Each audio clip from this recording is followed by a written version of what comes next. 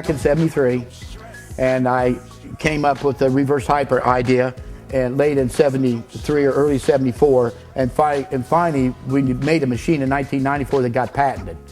And but I broke it in '83. I was telling people a while ago. Broke it again, L5. You want to take out 2 discs through my back? I refused to do that. I did acupuncture, acupressure, stretched, and reverse hypers. And at over 50 years old, I mean, when I was 52, I squatted 920 pounds. It was the 3rd best in the world ranking that year, and I had the 4th best total. Age has nothing to do with it. This is called the Ultra Supreme. Okay. I mean, this is what we sell to colleges and large gyms. And it has a roller system, and if you can see, it has a snap pin. You pull this pin, this comes off, and you have a strap system. Okay. Straps works the glutes and the hamstrings. Feels a lot like squatting. This is more spinal erector. This table tilts downward 15 degrees, flat, and this direction 15 degrees. So it has a lot of variations. Okay. All the reverse hypers work the same.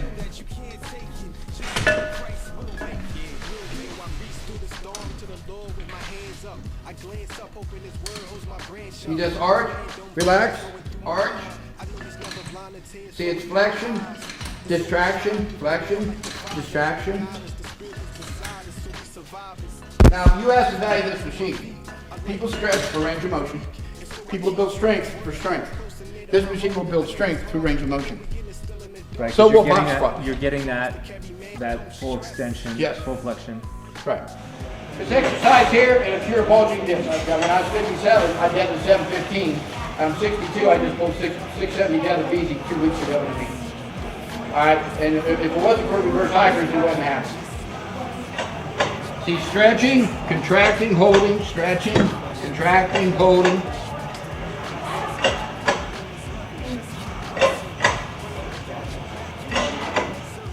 The strap model is more glute and ham. This machine here is 180 for 5 is hard, 500 for sensitivity is not hard. He's a 1,000-pound squatter, 760 deadlift. See the action though? It's a really helpful Olympic lift if you can do a pull. The second pull, a lot of hip. He's going to show you how to demonstrate leg curls on a reverse hyper. You can also do a hyperextension, it's big for track, a hyperextension with leg curl. They do a lot of this in Canada.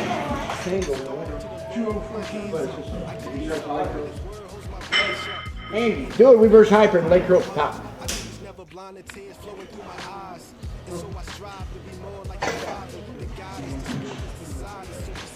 Good. Pick your head up on the way up. Pick your head up. Arch your back. Drop it. Arch it. Get more flexion. Good. You never want to have hyperextension. Hyperextension is bad. If you contract hard enough, that weight right there will blow you up. Yeah. I like the heavy weight because it tractions. So I just squat it. My back is compressed from the squatting. What he just did at 950 squat. That traction out, so my back's loose again. So before I did these, I'd be lying on the floor for like 30 minutes rolling around. Can't do it. This instantly relieves that compression. So it's real injury prevention as well as builds your butt up a lot. You do this after every workout, regardless of what you did? I do hypers before I squat and deadlift, and then after I squat. And when I normally come back at night, I do it with him. That naps. So to teach you how to lift weights properly, you have to flex your abdominals first. Everything has to start with the abdominal, no matter what you do. That's why you take a breath of air before you pick a weight up. That's where you were born. Breathing out of your mother. I didn't have a mother though, so doesn't really count.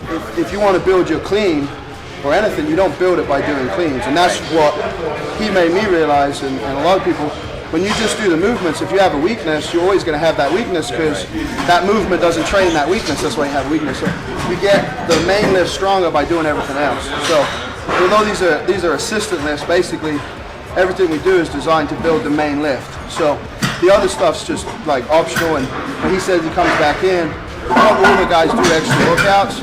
But like when I come in to do my extra workouts, I don't do this. I do back work because my lats are my weak point, especially my bench press on the top of my deadlift. So my extra workouts are based around that, and they're more like bodybuilding because you're trying to build that zone up. Sure. And what's your best back squat? Free squat, 1,008.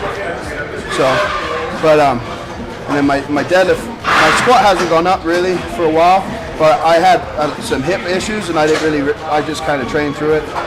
But my deadlift has gone up a lot in the last year, 60 pounds, but I almost deadlifted 800. I got it right up to lockout, just I lost my grip. So, but Sumo stance or traditional? I pull conventional. I don't like sumo. This hyper, I was in there this morning, but he wants his feet to come under. You should look down and see the plates, looking down. And then when you reach to the rear, arch up your back and get in a straight line, and your feet are never equal to the top of the table. That's plenty high. Now look down, look up. Look down, look up. Drop down, drop up. There you go. See this? Squeeze. 10, 12 reps.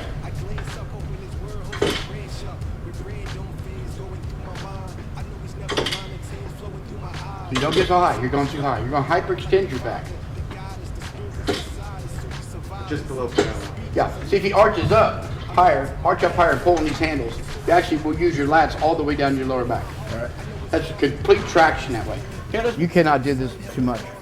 I sold 3 machines at Minnesota University years ago, and I said, you can do this 5 days a week. And Coach Oxall said, there's no way you can work your lower back 5 days a week. I said, dude, put some guys that's not going to play on here, and I'll prove it to you. In 3 weeks, they bought 3 more machines. All right, and I didn't hear anything from them. Then I got a call from the Minnesota Exercise Physiology Lab, and they said, do you know why you can use this machine 5 days a week? I go, be honest with you, no. Well, they told me, because it opens up the disc, it tractions out the back, rotates the sacrum, and so every time you use it, it works as restoration. And well, anyhow, Coach Oxall went to UCLA. He bought 6 more machines. He's at Auburn. He's got 6 down there. He's bought 18 machines, the big ones off me. One coach. When they use them, they stick with them. Let it come right on under. Let the weight pull you way far under. There, better. Now look down. See the plates. Look up. Look down. Look up. Hey, that's good. That's a good speed. You don't want to just totally swing it, and you don't want to go real slow. That's a good speed. There's nothing that'll duplicate it. You could jump up in a power rack and put a couple boards across and jump up on it, and then type. And what you do, you take a belt like a Olympic 45, run the belt through that. Put the plate between your leg, run it through the hole, run your ankle back through the hole, and then have some tighten it up. And you have somebody pick you up and on it. That's how I did it originally. So don't stress. Don't stress, don't fret. He's faithful. He never made a promise. Yo.